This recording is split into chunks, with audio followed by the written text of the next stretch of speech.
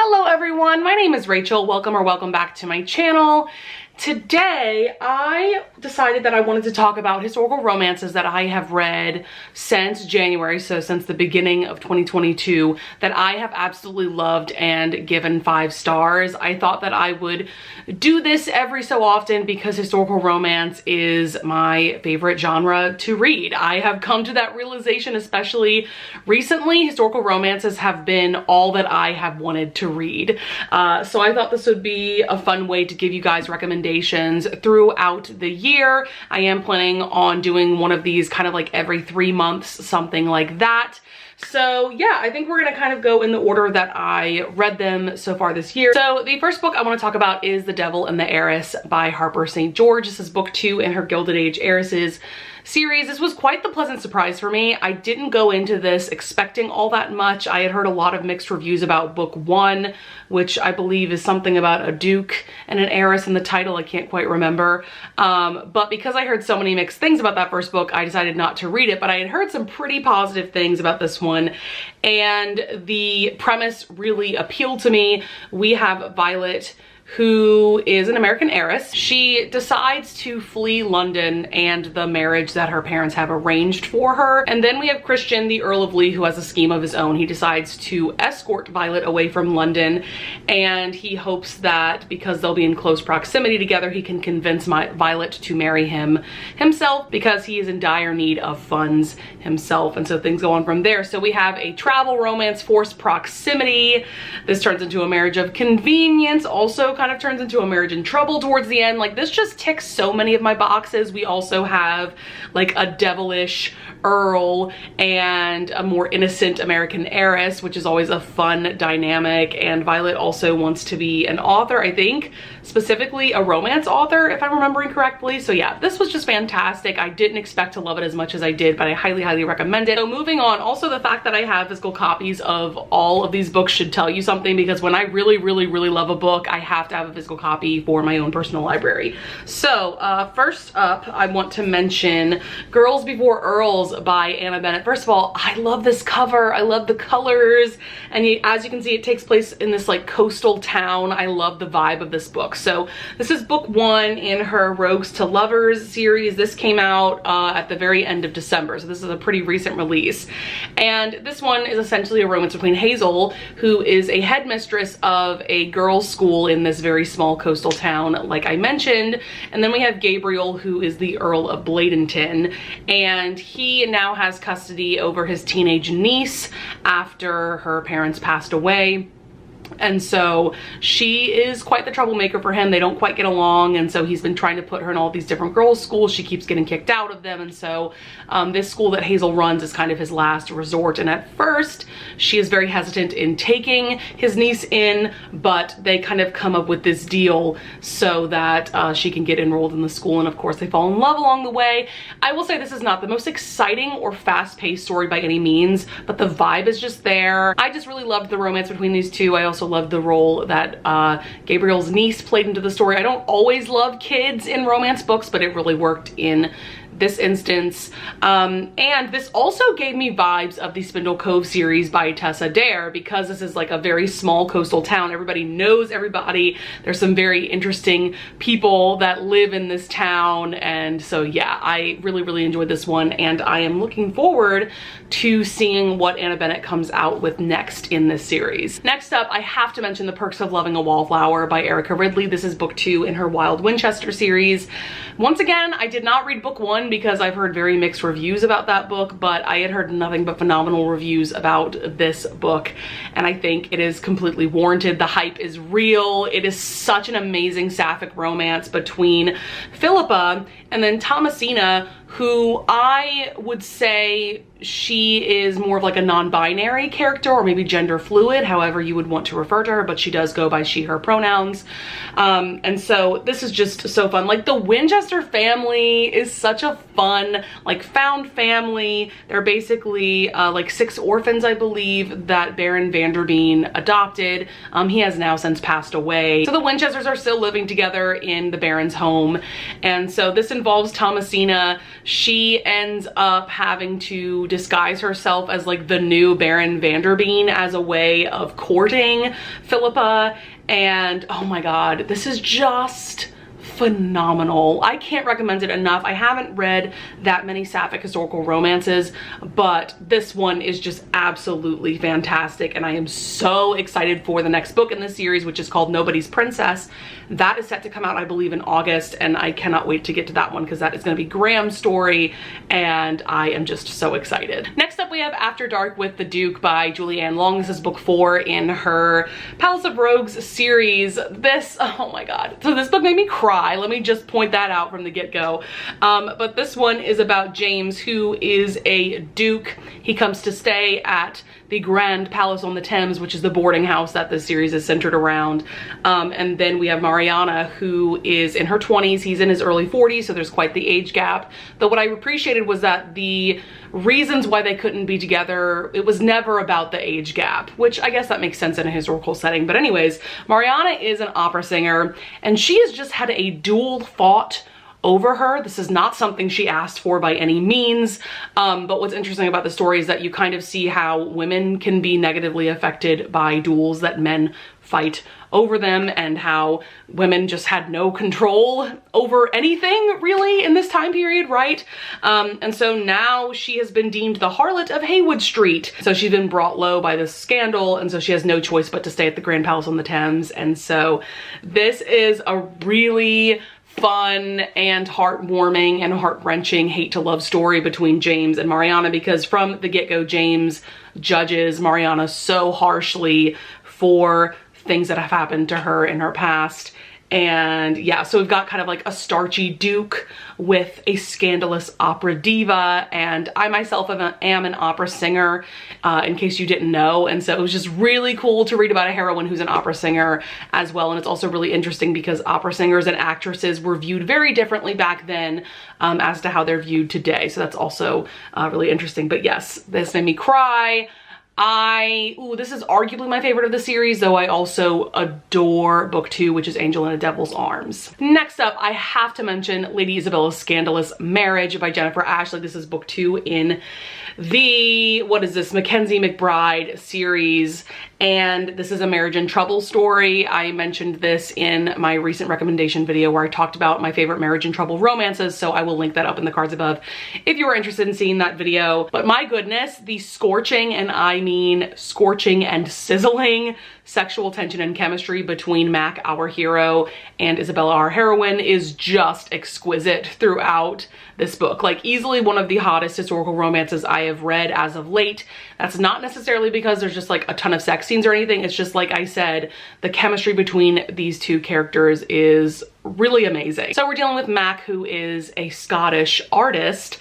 His oldest brother is a duke, and so that's how their family has any standing in society. And then Isabella came into his life because when she was 18, I'm pretty sure they're around the same age, literally like at her coming out ball, the two of them met and ran away together and got married, and then they ended up splitting up a few years later. And so we get that whole story throughout the book, and it's beautiful, it's hot, it's everything that you could want from a marriage in trouble historical romance. I have to talk about Between the Devil and Desire by Lorraine Heath. This is book 2 in her, I believe it's the Scoundrels of St. James series. This is a series that is definitely based off of Oliver Twist. And so all of the heroes, well, and one of the books involves a heroine that also grew up on the street, and they were all taken care of by this man Fagin, and they were trained to be pickpockets.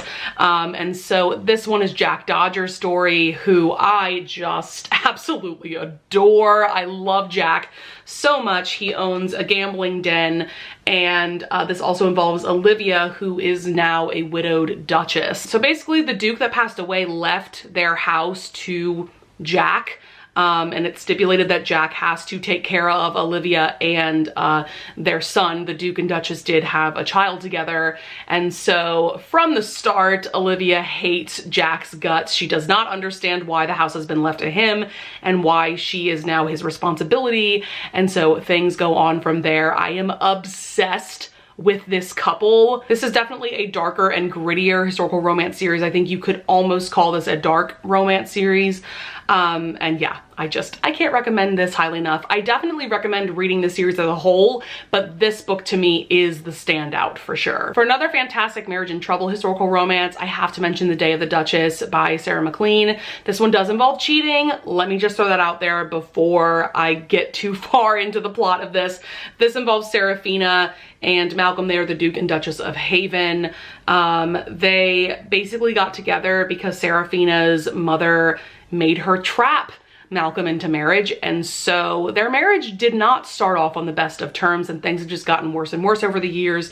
She demands a divorce from him, which, if you did not know, in this time period, this is like the Regency era, that was very hard to achieve because Parliament had to approve of it. There's just a lot going into it, and of course Malcolm doesn't want to let her go. They definitely still love each other, but there is just a lot of pain going on between the two of them, especially because Malcolm does end up cheating on Seraphina, and there is also I believe miscarriage in this one. A lot of marriage and trouble romances, you'll see that one of the big reasons why the couple is in trouble is because of maybe fertility issues or miscarriage or something like that. So I also wanted to throw that out there.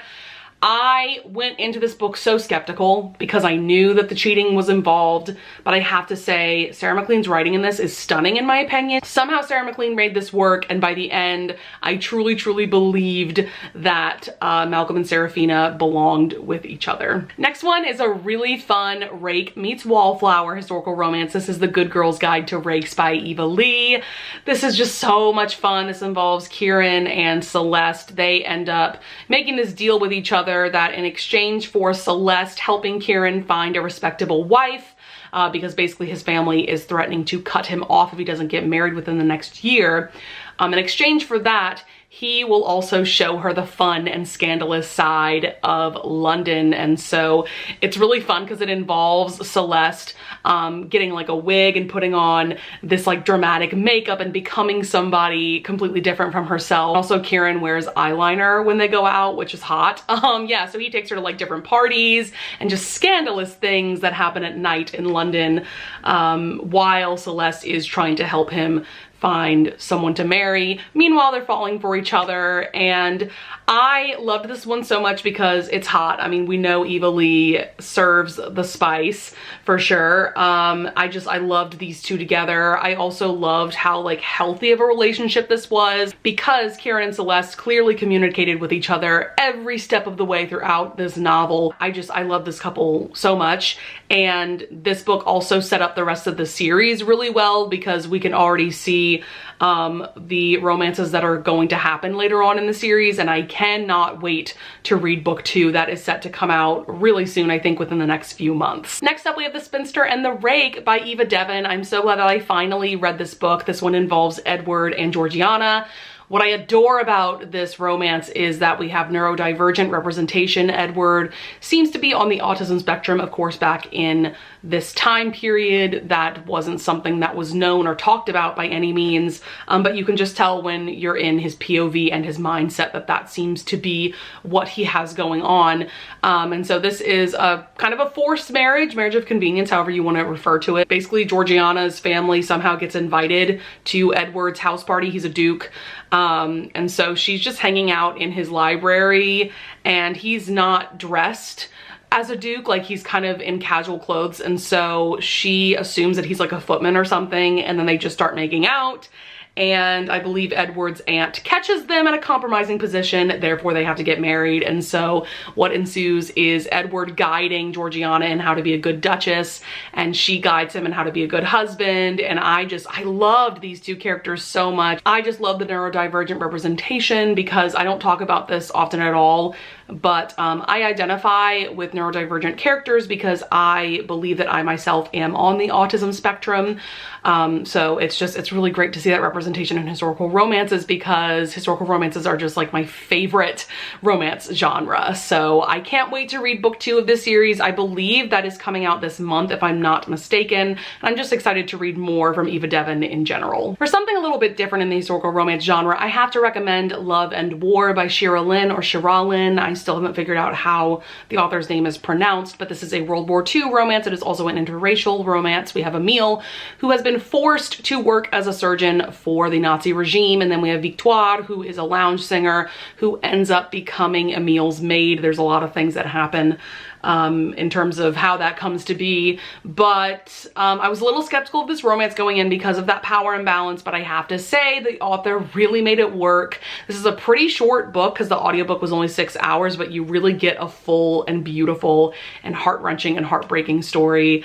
This will also keep you on the edge of your seat till the very end because it just seems like a happily ever after isn't going to be possible with these two, but it's beautifully told. I would recommend the audiobook because the dual narration is very well done. There's also sound effects added in, but I do want to point out that the sound effects at times felt a little loud when balanced with the narrator speaking the story.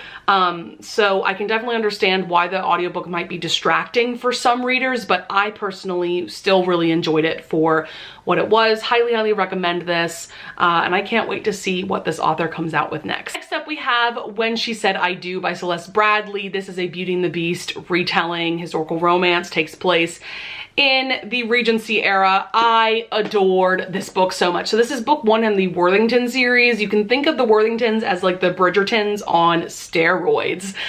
There's like 10 siblings in this family. They are all very interesting, very eccentric, very quirky characters. Actually, Callie, the main character in this, seems to be the most normal of the Worthingtons, so that should tell you something. But oh my god, this was incredible. This is about Callie. Like I said, her family gets caught in a rainstorm, and so they go to this big mansion nearby to seek shelter. Lo and behold, it is Ren's mansion, who is the hero. He is a recluse. He is heavily scarred. Basically, he was betrayed by people in his past and attacked and left for dead. So he has a lot of trauma because of that. Also, a doctor told him after this incident that he could very well die, and so he's just become a recluse. He doesn't want to live anymore. But then Callie comes into his life, and Callie is such an interesting and quirky heroine. And so their meet cute is very interesting. Basically, she's like exploring the mansion that they're all taking shelter in, and she sees like this beautiful box of jewelry on this vanity in this random bedroom in the house. And so Ren discovers her looking through this jewelry. He is drunk. He believes that she is a hallucination. And so spicy things start happening between the two of them. He thinks that maybe he's having a dream. He doesn't really know. Meanwhile, Callie's brother catches them. And so this ends up being a forced marriage or marriage of convenience. And oh my God, I will never not be obsessed with Beauty and the Beast retellings, especially in a historical romance setting. The development of the romance between Ren and Callie is everything. Things get pretty spicy between the two of them from the get-go because they made this deal. Basically, she accidentally broke this string of pearls, and so she will pay him back in full, 1 night of passion for each stolen pearl. I can't recommend this highly enough. Clearly, I need to read more from Celeste Bradley. This was absolutely fantastic. And then last but certainly not least, I have to talk about the entire Hathaway series by Lisa Kleypas. So lately I have read the first 3 books in the series, which is Mine Till Midnight. This is Cam and Amelia's story. This is the book that I would say is the most popular of the series and the most talked about, and I think for very good reason. Cam is a phenomenal hero. He is Romany, and he just unapologetically pursues Amelia, our heroine. She is the eldest of the 5 Hathaway siblings. This definitely will give you vibes of the Bridgertons because it centers around these siblings.